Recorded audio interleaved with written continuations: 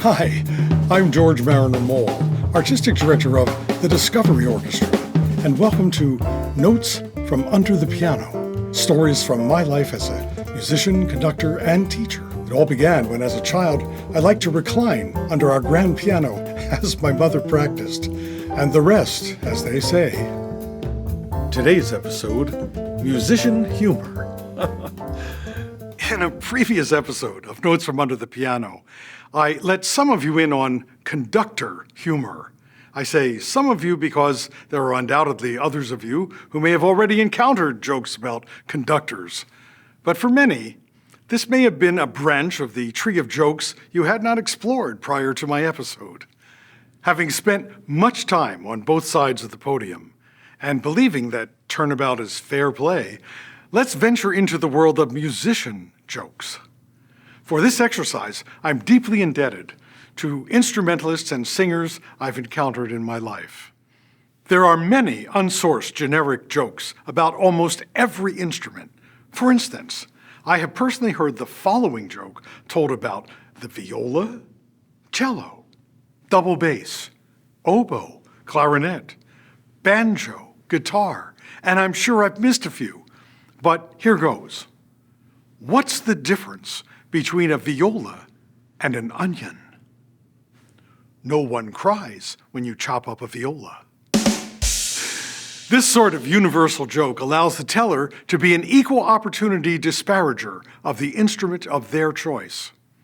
And we also have jokes that single out specific instrumentalists, the players, as opposed to the instruments themselves. Once again, you can fill in your own favorite blanks.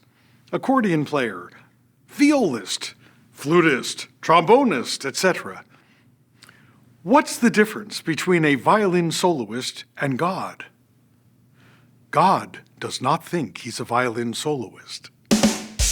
There are, of course, many variations on this disparage a specific musical artist genre. Did you hear about the tenor who was so arrogant that the other tenors noticed? Some musician jokes take a little thought to understand, and these typically make reference to the presumed stereotypical playing and personal habits of certain musicians. Brass players are frequent targets. What is the dynamic range of the trombone? On and off.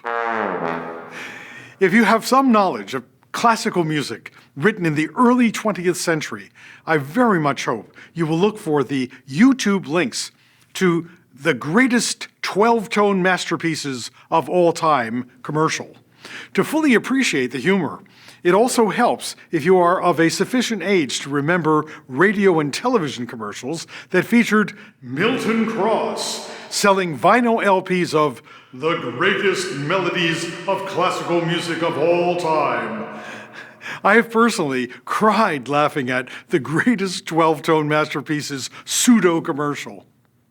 To conclude this levity, let's not neglect the jokes deriding basic personality traits of musicians, as well as those jokes that reflect on the earning capacity of musicians. Mom, when I grow up, I want to be a musician. To which Mom replies, well, you know you can't do both. And my all-time personal favorite, 3 individuals arrive in heaven. St. Peter says, I must ask of you 2 questions before you may pass through the pearly gates. Cynthia, what did you earn on earth, and what was your occupation? I earned $3 million last year. I was a stockbroker on Wall Street. Jerry, what did you earn on earth, and what was your occupation? I earned $450,000 as an entrepreneur. Joe just jumped right in and blurted out, St. Peter, I almost made $15,000 last year. But before Joe could even finish speaking, St. Peter interrupted. Hey, what instrument did you play, Joe?